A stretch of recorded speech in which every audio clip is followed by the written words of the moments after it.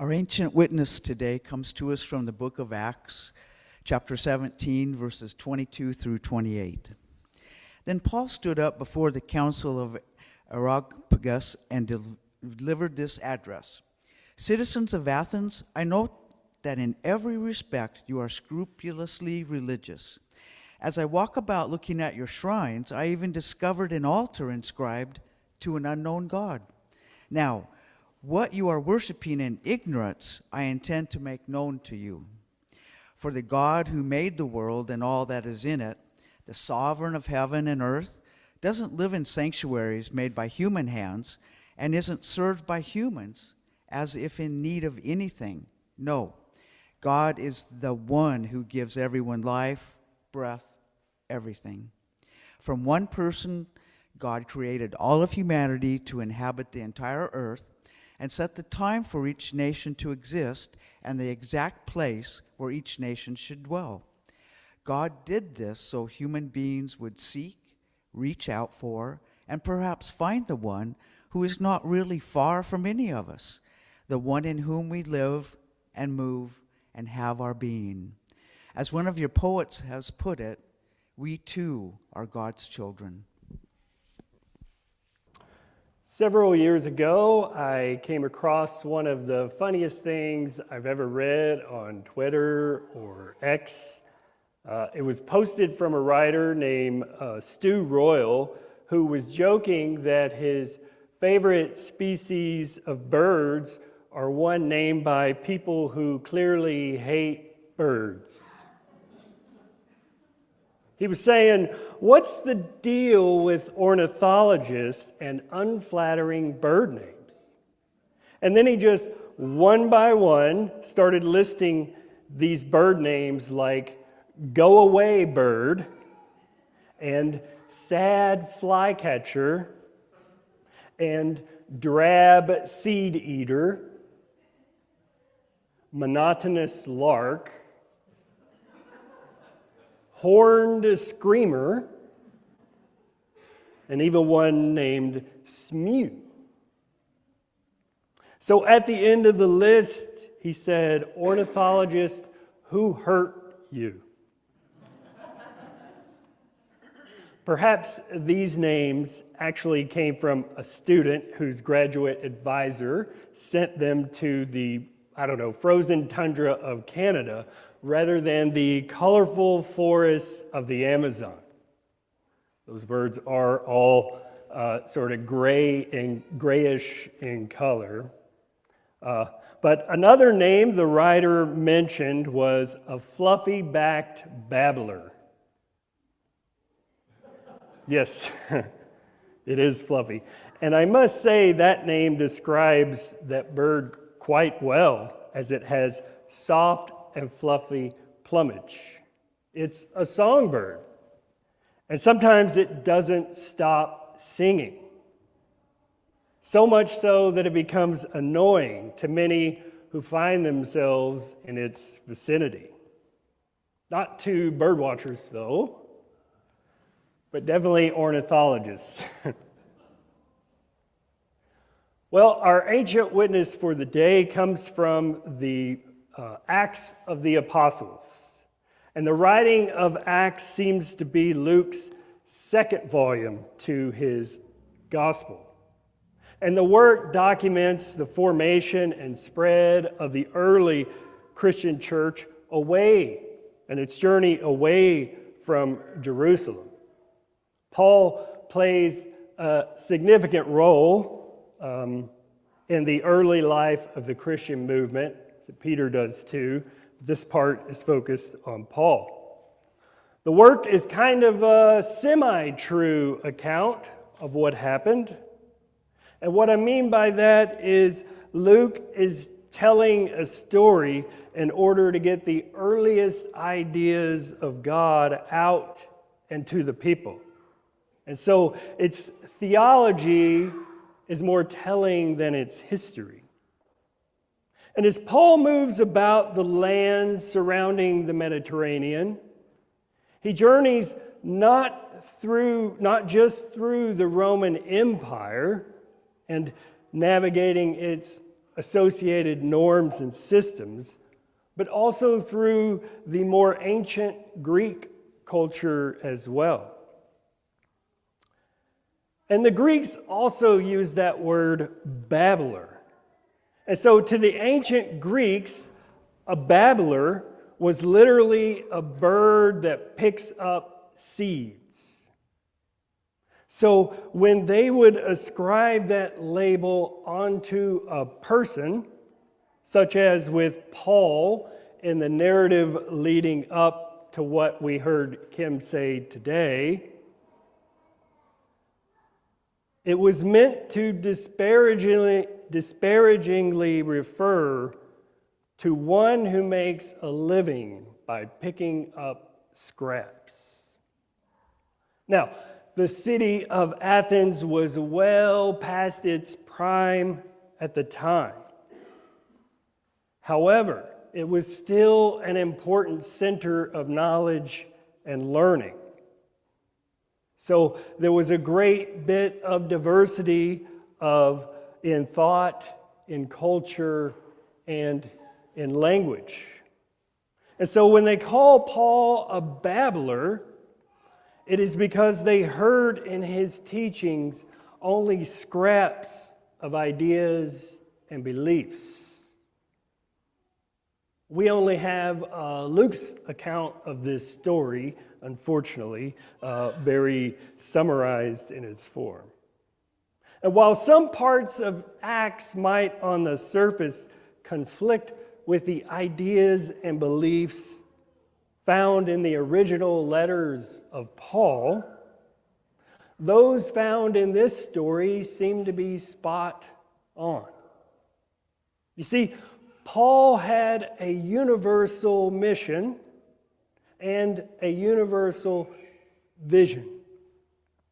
Paul thought his message was for everybody, especially to those folks who were held captive by the oppressive norms and systems of the Roman Empire, and to any empire for that matter, but perhaps couldn't see God because of the suffering they were encountering. And that's why he has left Jerusalem as his response to spread the message of Jesus and his resurrection to the ends of the earth. And Paul's vision of God was very much universal. He would often write that God encapsulates the entire universe, or cosmos in Greek, and cannot be contained to a simple aspect of life. In other words, God is universal in extent as creator of the entire world, and that through the power of transformation and resurrection, that's where Christ comes in, God keeps recreating the world in order to be vindicated for all forms of oppression. Paul very much believed that all of humanity was united by being children of God. Unfortunately, for the medieval, for the modern and postmodern world, Paul was very much a dualistic thinker, as so many others in that time. But Paul would frame things in two poles of order rather than laying them out on a spectrum, as we like to think. So in writing Acts, Luke very much keeps this mindset of Paul in place. Now, as we pick up our story, Paul's already been to the agora, the town market, or the same place Socrates once taught. And while there, he is approached by a couple of groups of philosophers. And among those is what we would call Epicureans, one of the groups. And this group, in general, tended to avoid politics because they could not imagine that the gods would be bothered by the suffering and struggles of humanity. For them, there were many gods, as we know, a God for everything that happened on and to the earth, but also confined to some far-off place. And when Paul spoke to them, he said reality was just not that way. That the driving force of the universe from its beginning, and for Paul that was the beginning of the earth, for us perhaps the beginning of the universe itself, that from the beginning was the force of a mysterious God creating life. And rather than only existing in some far-off place, God is in fact close and can be known.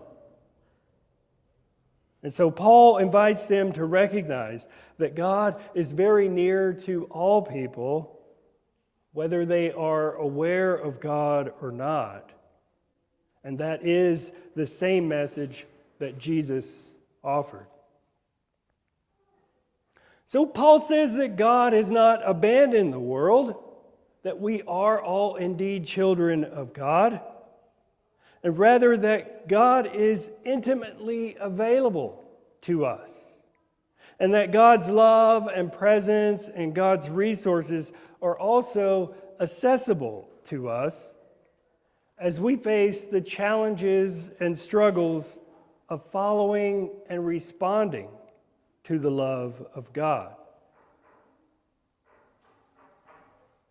Yet it can become difficult to embrace God's presence and rest in God's strength as we wrestle with injustice and the big crises facing our time, amidst the wake left behind from natural disasters or the devastation from places where war has broken out, including its associated effects on migration, and also among those lacking in resources and left on the brink of survival. And although God has created humanity equally, the systems and norms of the world do not. Idols still lurk in the shadows. Idols like white supremacy and competition and the institutions that keep people where they are. Such idols have shaped our society for far too long because they offer something we are led to believe is knowable, concrete, and rewarding. Yet, God and God's love can help communities come alive again and do what we once thought to be impossible. Because God is the ground of our being. God is as close as oxygen is to us, the sky to the bird, or water to a fish. God's love is like the environment so essential to our living that it is hard to imagine being without it. And if we live and move and have our being in God, then we can be sure that no matter the enormity of the struggle, God is with us in it. Even in the midst of restlessness, of loneliness, and frustration, God is with us. Even when we have feelings of helplessness or grief or exhaustion, God is with us. Whatever the case, God is not far. And the good news of the closeness of God does not mean that God is not also close, that perhaps God might even be closer to communities that are in the midst of struggle. In God's love, we are invited to embody the grace and compassion of God and Christ in all our interactions and relationships. As children of this divine love, we are called to be mindful of those who are vulnerable, and in so refuse to turn a blind eye to places of suffering. We are invited to seek through our voice, seek through our vote, seek through our generosity, and to offer comfort and assistance to those in need. Very much like breathing in God and breathing God's liberating love back out into the world. When we remember that God has no limit on compassion, that God does not parse out how much folks get, we then become to see our own abundance of compassion. And we come to see that there might be enough to share. When we live in the life of God, when we remember that we are indeed children of God, born of and by and through the gift of love,